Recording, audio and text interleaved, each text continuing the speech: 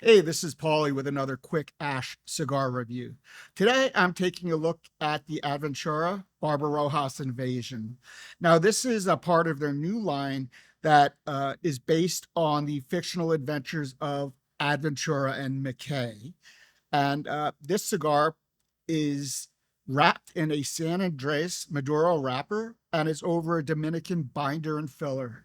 I'm smoking the Robusto, which is a 5x52, and this cigar is made at the William Ventura cigar factory in the Dominican Republic. This cigar comes in boxes of 20, and you can pick yours up at famous-smoke.com. Now, there's a couple of things before I actually get into the nitty gritty of the review that I do want to talk to you about. One is, on first glance, maybe reading some of the sales materials surrounding the cigar, you might think it's gimmicky. I mean, after all, they have a box that, when opened, it talks to you. This is ADV's Barbarroja invasion. Taste it or pay the price. And the box warns you that you should taste the cigar or pay the price. Well, in addition to the creative packaging, the cigar also comes with a closed foot, which I'm going to touch on that a little bit later in my experience with a closed foot. But basically, this is a way to give the smoker a taste of the wrapper without the influence of the binder and filler tobaccos. So that being said, I'm just going to do my usual breakdown of the Barbarroja's invasion, and I'm going to go through my highs, my lows, and my woes. Basically, my high point is, well, it's the cigar. This has everything that I look for when I'm looking for a cigar to smoke for pleasure.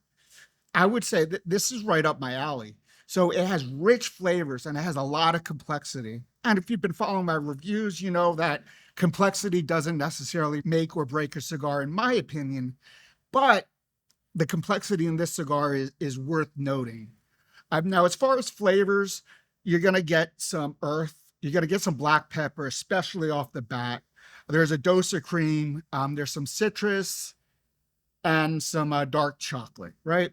And as far as strength, it starts off medium, but it does ramp up to the full body that it's advertised as a smoke progresses. Now, as far as my low point, while it's not really a low point, this is one of those your mileage may vary issues, right? So my low point would be that closed foot that I was talking about.